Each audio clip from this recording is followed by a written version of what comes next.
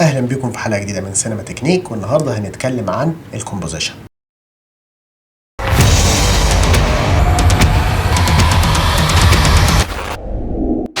الكومبوزيشن هو التكوين. ايه هو التكوين في السينما؟ في الكادر السينمائي التكوين هو ترتيب عناصر المشهد في الكادر بتاع الكاميرا او فتحه الكاميرا اللي هو المربع او المستطيل اللي احنا بنشوفه قدامنا عشان يوصل رساله معينه. ايه هو الهدف منها؟ المخرج بيسأل نفسه قبل أي مشهد بيعمله أو أي قبل لقطة، إيه الإحساس اللي أنا عايز أوصله؟ إيه الهدف منه؟ إيه اللي أنا عايز المشاهد يفهمه؟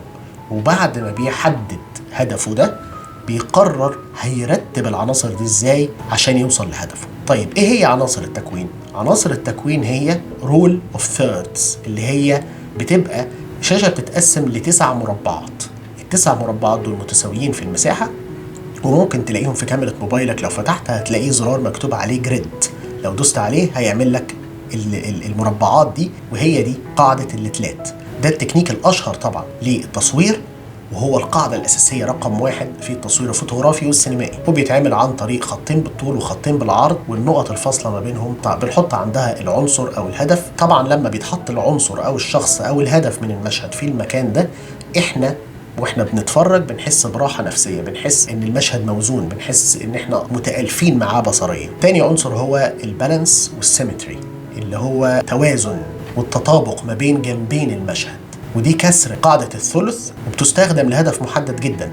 يعني بدل ما بتقسم الكادر ل3 بتقسمه ل2 بس، وتبقى عندك خط في النص هو اللي بتحدد بقى يا اما الحاجة تبقى على يمينه او على شماله او عند الخط ده بالظبط. طبعا واحد زي ويس أندرسون في افلامه بنشوف ده، لانه بيستخدم القاعده دي بلا رحمه. مفيش تقريبا مشاهد في افلامه خالص ما فيهاش القاعده دي. بتدي للممثل او الهدف في اللقطه الاهتمام كله، هو المحور بالكامل، هو المحور الكامل بتاع اللقطه، ومفيش اهتمام على اي حاجه تانية غيره. وده لما بيحصل بيغمر المشاهد بالمشاعر، لان هو العين مش واخده على السيمتري دي مش واخده على ان العالم مش عامل كده. احنا مش ماشيين في عالم كل حاجه على اليمين زي الشمال، عشان كده الطريقه دي بتغمرنا جدا. ثالث حاجه البلوكينج والستيجنج. البلوكينج هو طريقه تحريك الممثلين في اللقطه، يعني مين هيبقى واقف فين، هيروح فين، وبعد كده يتحرك ازاي، هيغطي على ايه، هيبقى قدام ايه، هيبقى ورا ايه، وهكذا. وده بيتعمل عشان يغير محاور القوه. ممكن واحد يبقى على اليمين مرة واحدة يبقى على الشمال، أو واحد يبقى في النص بعد كده يبقى على اليمين. وده احنا شفناه في أفلام كتير هنا في القناة لما اتكلمنا عنهم. بتبقى مشاهد فيها انتقال للقوة أو لمحاور القوة في اللقطة، وممكن يحصل عشان يحدد انتباه المشاهد بحاجة معينة، يقول له بص هنا. بعد كده عندنا الليدنج لاينز أو الخطوط اللي بتوجه بقى. دي حاجة بتستخدم كده من تحت لتحت في السينما. لما تلاقي في اللقطة خطوط كتير بتودي لاتجاه الهدف بتاع المشهد أو الاتجاه اللي الشخصية ماشية ناحيته، دي بتبقى خطوط بقى في الديكور بتاع المكان أو في الإضاءة أو في الظل، بتستخدم عشان تخلي المشهد كله مية واحدة. ودي مثلا هنشوفها في 2001 A Space Odyssey، هتلاقيها برضو في مشاهد كتير في الفيلم ده، وفي مشاهد برضو ويس أندرسون. مخرجين كتير جدا بيستخدموها، وطبعا ده بيدي عمق للصورة وبيجذب العين. المشاهد دي بتبقى جذابة جدا للعين. وبعد كده عندنا الكاميرا انجل او زاوية الكاميرا، ودي احنا عملنا فيديو كامل عنها. دي طبعا بتحدد بقى احنا نشوف ده كل اللي فات ده ازاي، وخصوصا لو كانت على مستوى العين بتقربنا جدا من اللقطة وبتحسسنا ان احنا جوه الفيلم مع الشخصيات.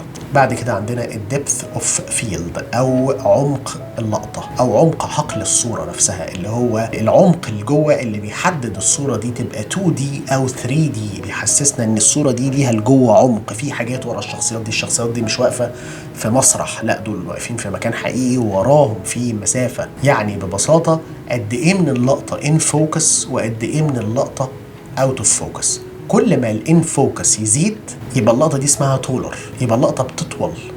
كل ما يقل اللقطة بتقصر. العمق بقى اللي ورا الشخصية نفسها كل ما بيزيد برضو اللقطة بتبقى أطول، وكل ما بيقل اللقطة بتبقى أقصر.